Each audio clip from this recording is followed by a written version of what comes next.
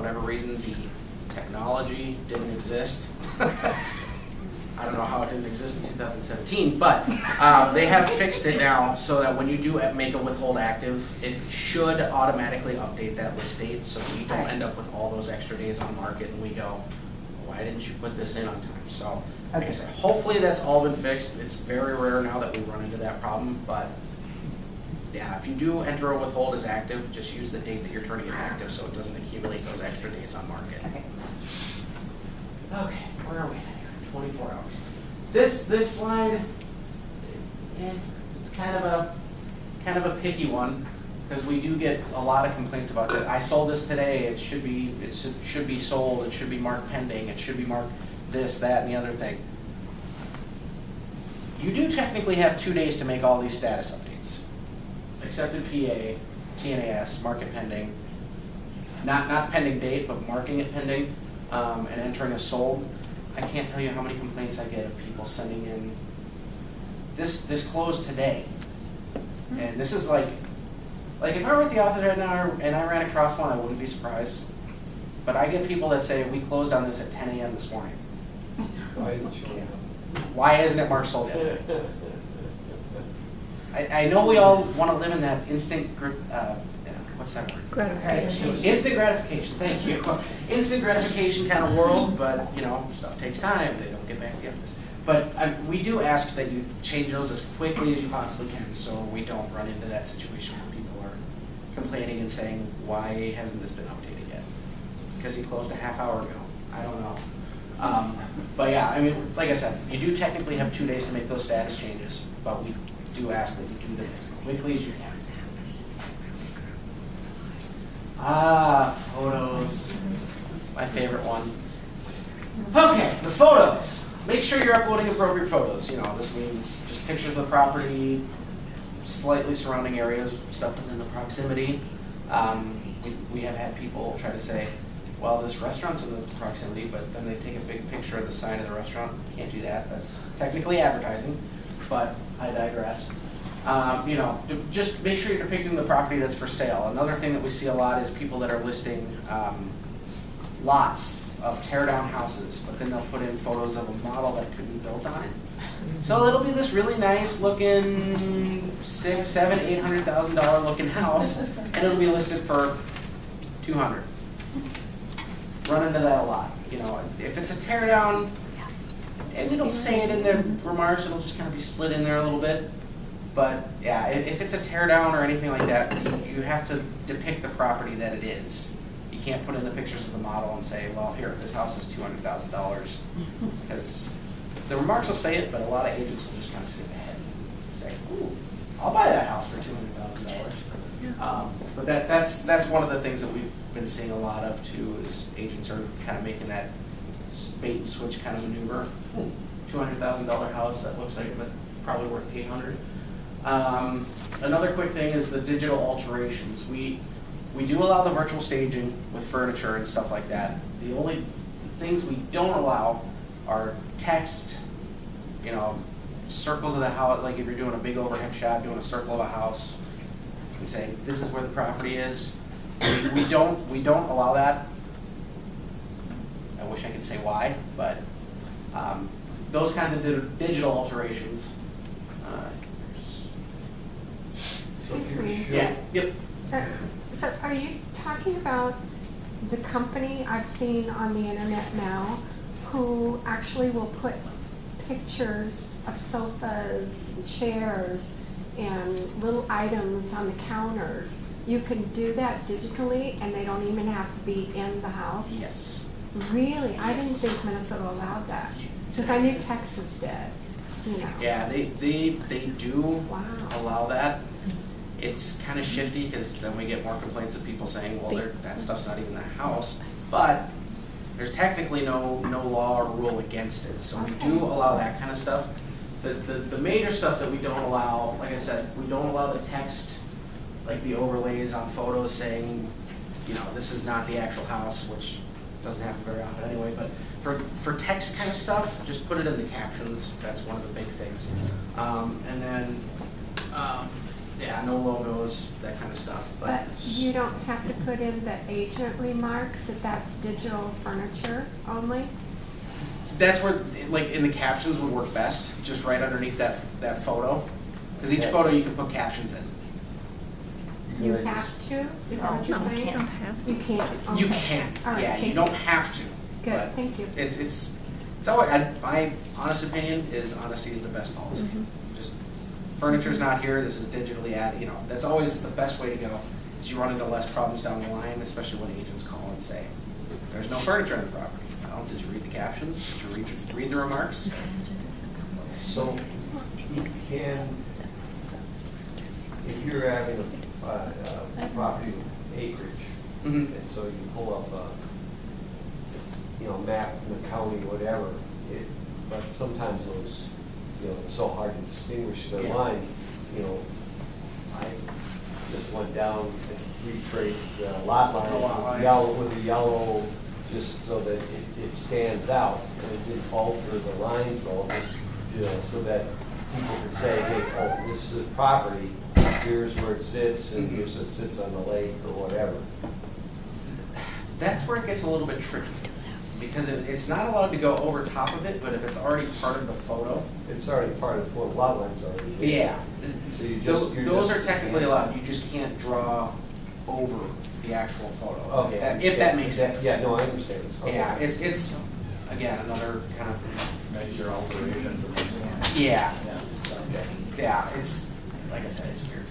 It's a weird rule, but, yeah, and then we do get this one a lot too, the people, animals, and vehicles and everything. As long as the people and the animals and the vehicles are not the focus of the photo, they're perfectly fine. You can have a person's arm sticking in the frame a little bit if you want to, or if people are in the background, that's fine. Animals are fine, just as long as they're not the main focus. Vehicles, that one we come across a lot too. If you can see the logo or the emblem on the hood of the car, probably not a good idea to include that photo.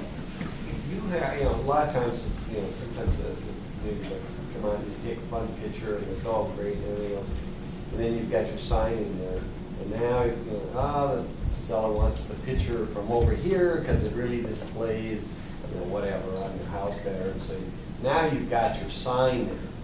And you go, wow. Those, But we will allow can- people to digitally. Can you just fade out all the Yes. stuff on the sign and Yep. say, okay, I've done it? Yeah, as long as you can't read it, that's Yeah, fine. okay, So that's that's one of the few digital alterations we will allow. Okay. Is if, for whatever reason, the seller says, well, I like it better when the sunlight hits it just this way. Yes. And your signs are already there, yeah, you can blur those out or black them out, or, just as long as you can't read them, that's fine.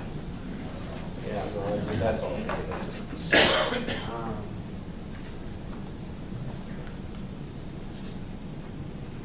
Are there any things that they are, because now we have drones and drone cameras and everything else, is there anything on drones that it could be a potential violation as far as? like- Not yet. Okay. There's still time, but yeah, no, I'll get into virtual tours here in a second too. I do have a slide for those. The photos, no copying. I see this one a lot. I actually had somebody with a few complaints yesterday.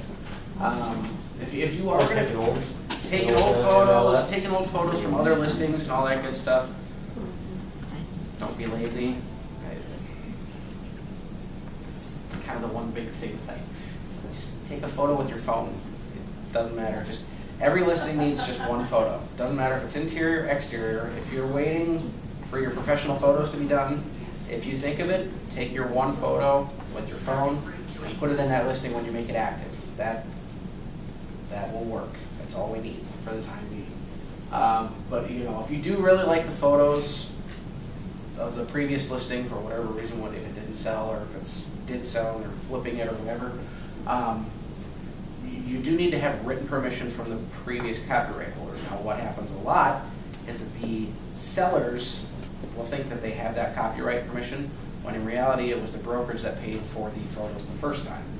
So you actually need the photos from the previous brokerage. We run into that all the time. Well, the owners gave me these photos. They don't technically own the photos because the brokerage paid for them, they own the copyrights. That's usually that's how it works. Sometimes it is true that the sellers did take the photos themselves, but 99.9% of the time, the previous brokerage took the photos, they own the copyrights to those photos. So you do need to typically get permission from the previous listing brokerage.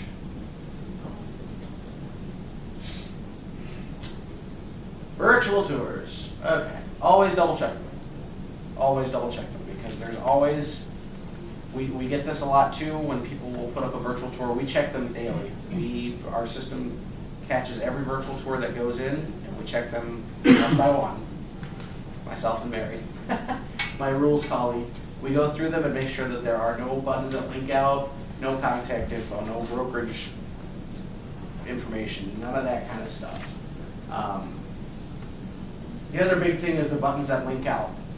Now, you might think you got the unbranded virtual tour, and it is unbranded. Your information is not on there. There's no identifying marks, nothing like that. But what'll happen is they'll include like a Google Map link or a picture of a Google Map, and in that lower left-hand corner there'll be a button that links back to Google itself. That's not allowed. And you also, like, there can't be any sharing. Share buttons for like Facebook, Twitter, LinkedIn, all those sites. Basically, if you have a virtual tour, there can't be any buttons that link to any other websites or any other videos or anything. That link should open that video. That's it. So it's kind of why I put that double check it. Just make sure that it's clean. And then, if you're not sure about something on a virtual tour, you can always email us the link. We'll take a look at it for you and give you a thumbs up. Or if there is anything wrong with it, we'll take a screenshot and say this can't be there, this can't be there, and send it back to you before you get a fine. Because virtual tour violations fall into the immediate fine category, and they are $100. But like I said, if it's your first time, usually we'll waive it. When you become a problem child and we see repeat habits, that's when it becomes costly. But one other quick note, we get this question a lot as well. Can we use YouTube? No, you cannot, because there is no way to block other websites or other links or other videos from showing up. There are sites like YouTube that you can use. I don't know if there's a cost associated with them. I don't know how much that cost might be, if there is. But you can just get a link where it'll play the video, and that's it. It won't have any other buttons that link to other older videos, other people's videos, your other videos, anything. So, and then the thing with Dropbox and Google Docs, there are buttons on those pages as well that you cannot get rid of. That'll have you log in, sign up, all that good stuff. So those two sites are kind of the big ones where we just say don't mess with them, because they're just going to get you in trouble and cost you more money. So YouTube, Google Docs, and Dropbox. Don't do it.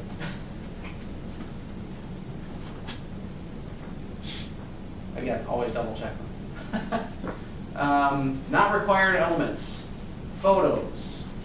Lots and lands and to-be-builts do not require photos under current MLS rules. If you would like to include photos, you can. But those two property types don't need them. Lots and land, you're taking a picture of a empty field, empty lot, whatever. If you want to, you can. And then the to-be-builts, plans change all the time, so we don't require any photos to go in for those, blueprints or anything like that. Again, if you want to take a photo of a model similar to it, you can, but you don't have to. So, and then this information, everybody's favorite section, listings. The room sizes, dimensions. Room dimensions, bath description, and dining description. Everything outlined in red is technically not required to be filled in.